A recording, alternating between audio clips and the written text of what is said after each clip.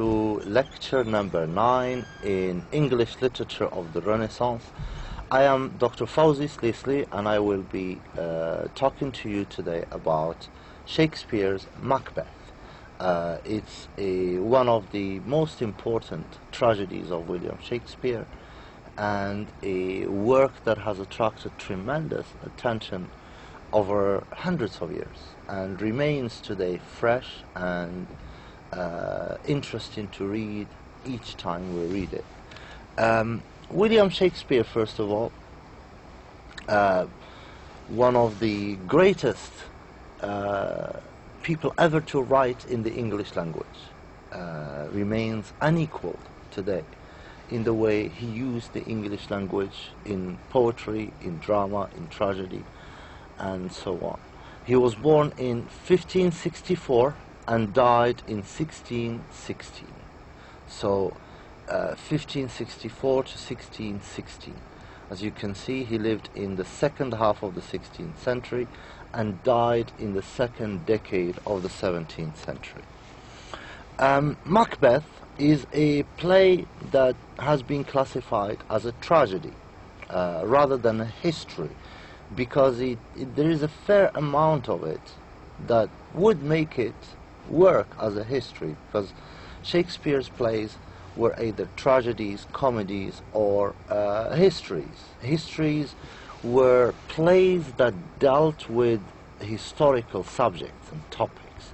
Well, Macbeth does deal with a historical subject, a historical topic, but it is a tragedy nonetheless, and it is more famous as a tragedy rather than a history.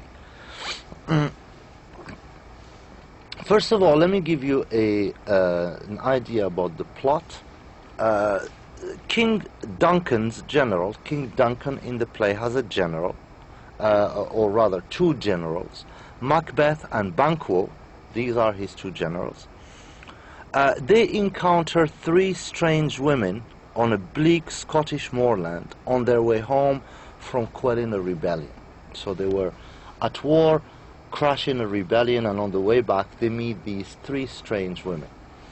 The women prophecy, they give the generals a prophecy. They said that Macbeth will be given the title of Thane of Cawdor. Thane of Cawdor. It's a political title. And then he will become King of Scotland, while Banquo's heirs shall be kings. So the prophecy is that Macbeth will become Thane of Cawdor, and then he will become King of Scotland, but Banquo's heirs shall be kings. The generals want to hear more, but the weird sisters just disappear. Duncan creates Macbeth. Duncan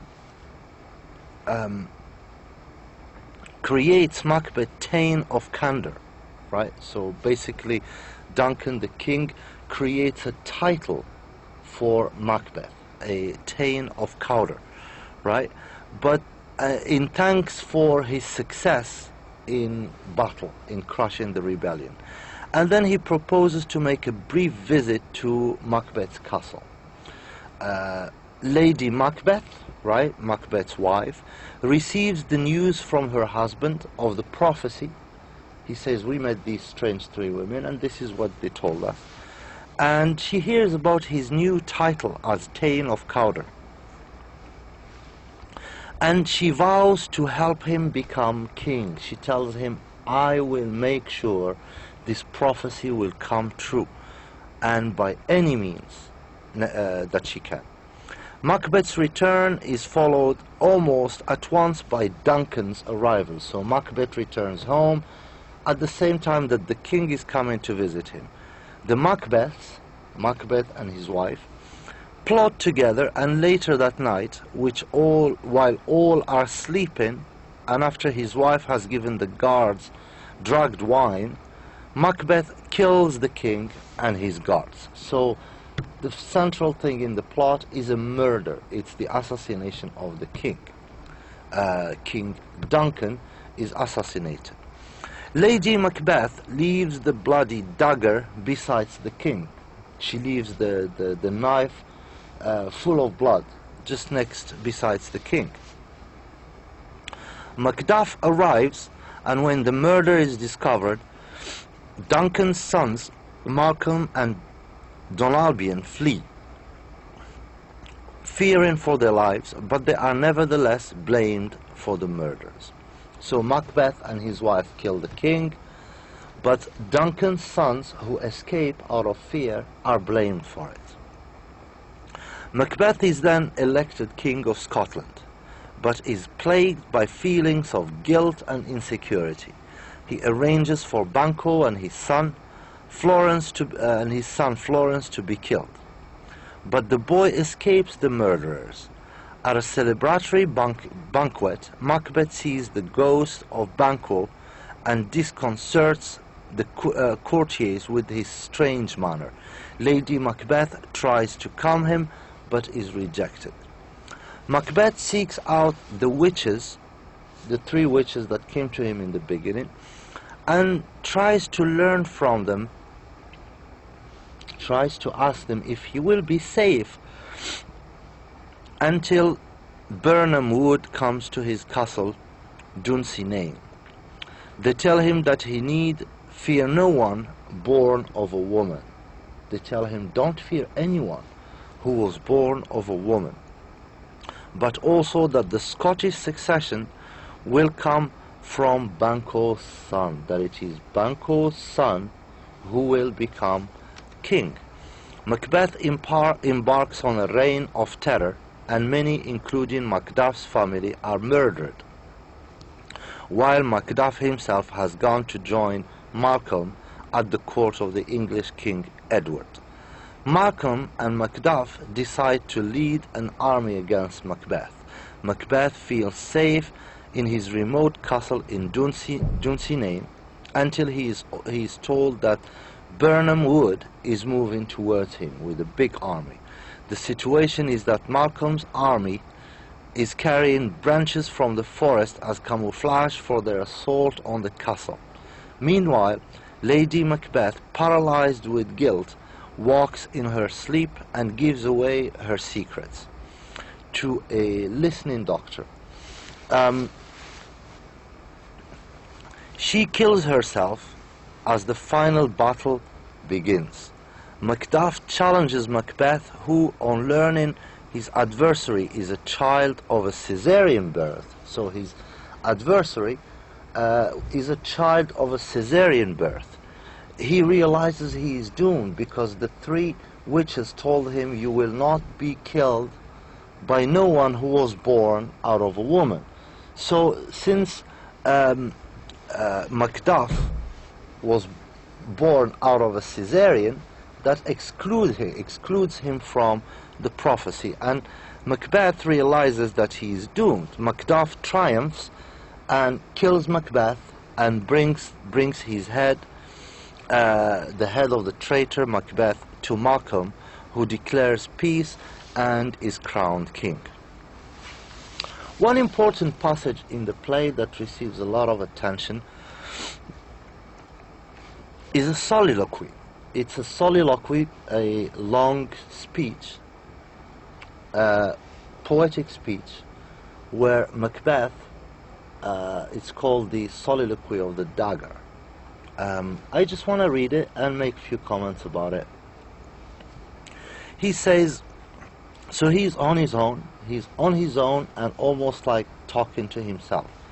He says, is this a dagger which I see before me? The handle towards my hand? Come, let me clutch thee. I have thee not, and yet I see thee still.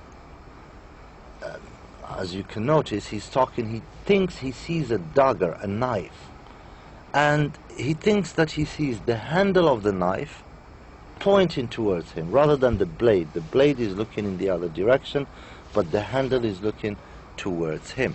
And he says, come, let me clutch thee. I have thee not, and yet I see thee still. Art thou not, fatal vision, sensible to feeling as to sight?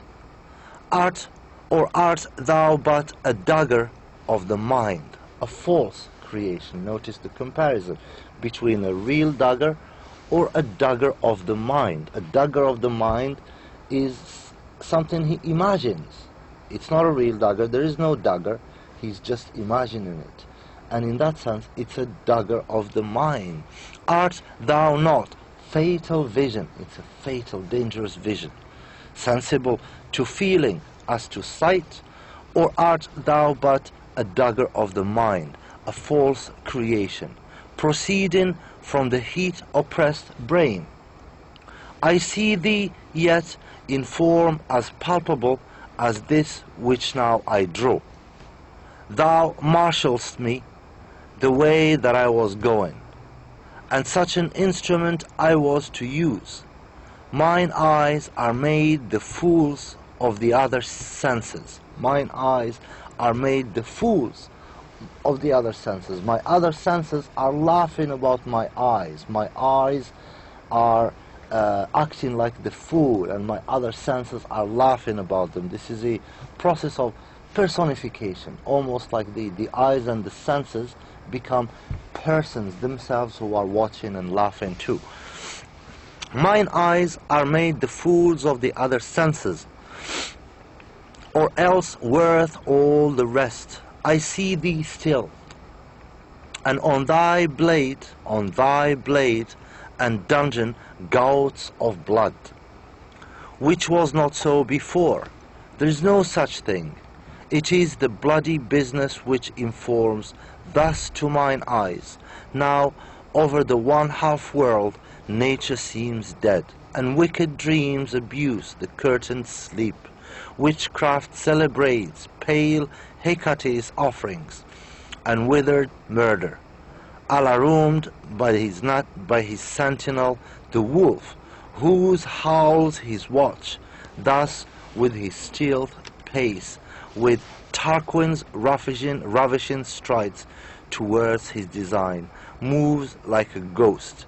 Thou sure and firm set earth, hear not my steps which way they walk, for fear that thy very stones prate of my whereabouts, and take the present horror from the time, which now suits with it, while I threat he lives. Words to the heat of deeds too, could breath gives. What it means basically is that, first of all, that Macbeth is speaking to himself. Is this a dagger that I see in front of me, with its handle stretching towards my hand? Let me catch hold of you, let me grab you. He's talking to the handle, to the knife.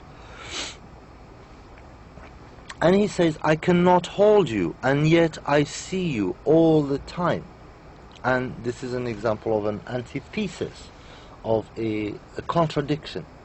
I see you all the time, he's talking to the handle, and yet I cannot grab you. You fatal dagger, aren't you perceptible by touch, as well as sight? So how come I just see you and I can't touch you? Aren't you perceptible by touch as well as sight? It seems that the dagger, the knife, is only perceptible by sight, but not by touch. Or are you only a false creation, a product of my overexcited brain? I see you, visionary dagger, as clearly as I see this dagger, which I am drawing. Right? So he draws one, and he says, I see you as clear as I see this one. You guided me along the way I was going. The dagger positions Macbeth as a man without will, or as an object incapable of acting as an object. It is exactly such a dagger that I was to use, he says, when he killed the king. Either my eyes are deceived by the other senses, or all my other senses are wrong and my eyes alone are trustworthy. This is to say that Macbeth's sight is neither less acute or sharper than his other senses. You are still there before my eyes, but now I see drops of blood on your blade, which was first stainless. This dagger must be an illusion, he says. It is only the bloody deed I propose to do that takes the shape of the dagger before my eyes. It's just the bloody deed, the killing that I propose to do, that's taking shape in front of me, in front of my eyes, as a dagger. One half of the world is now asleep, and foul dreams beguile, deceive. Foul dreams deceive men lying asleep in their curtained beds. It is the time when witches worship their queen Hecate and make offerings to her. Notice we talked in the previous lectures about superstition being very common in Renaissance England, in the Renaissance culture. Stealthily moves towards his victims with silent steps, as I am doing now, or as did Tarquin when he went to ravish Lucrece. Let not the safe and firmly set earth hear my footsteps. Right? He is on his way to kill. Or know which way I walk, lest the very stones would proclaim my presence. The very stones would tell about me that I am coming, and I'm coming with a knife and with, intentions to murder. And force me to put off this horrible deed, so well suited to this time when all are asleep, as if they were dead. While I waste my time in idle threats, Duncan continues to be alive. Words can have a damping, a cooling effect on the heat of action one wishes to perform. Let me go, and soon it will be over. The bell calls upon me to do the deed. May you not hear this bell, Duncan, for it is the death bell which calls you either to heaven or to hell. After Banquo and his son Flance leave, and suddenly in the darkened hall, Macbeth has a vision of a dagger floating in the air before him, its handle pointing towards his hand, and its tip, the tip of the knife, aiming him towards Duncan. Macbeth tries to grasp the dagger but fails. He wonders whether what he sees is a real dagger or a dagger of the mind, a false creation proceeding from the heat oppressed brain. Continuing to gaze, to look at this dagger, he thinks he sees blood on the blade now, then abruptly decides that the vision is just a manifestation of his unease over killing Duncan. It's just his guilt, he thinks, that's making him see this knife with blood on it. The night around him seems thick with horror and witchcraft. But Macbeth stiffens and determines to do his bloody work, to do his killing. A bell rings, Lady Macbeth signals that the guards are asleep, and Macbeth starts walking towards Duncan's chamber. The significance of this soliloquy in Act 2, Scene 1, line 3361 is significant because of what it reveals to the audience about Macbeth's character. This is conveyed through vocabulary, imagery, his attitude and development, and through Lady Macbeth's actions. It is also significant, the soliloquy, because of the way in which it creates tension. This is conveyed through the presence of supernatural vocabulary and references to historical events and themes. Now I just want to explain a few concepts. A soliloquy. What is a soliloquy? In drama, soliloquy is a monologue in which a character appears to be thinking out aloud, right, and speaking. Well, just thinking aloud on his own. It's called a soliloquy. Thereby, when a character is giving a monologue in which this character appears to be thinking out aloud, thereby communicating to the audience his inner thought. The audience gets a lot of information about his inner thoughts and his feelings. Soliloquy is different from the aside, another dramatic technique, because the aside is a brief remark, directed to the audience. In performing a soliloquy, the actor traditionally acts as though he were talking to himself. It's longer than an aside, and the actor acts like he is talking to himself.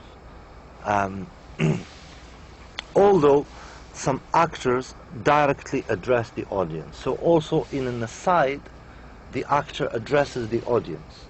But in a soliloquy, the character doesn't necessarily look at the audience or address the audience. He just talks aloud, as if to show that he is thinking aloud.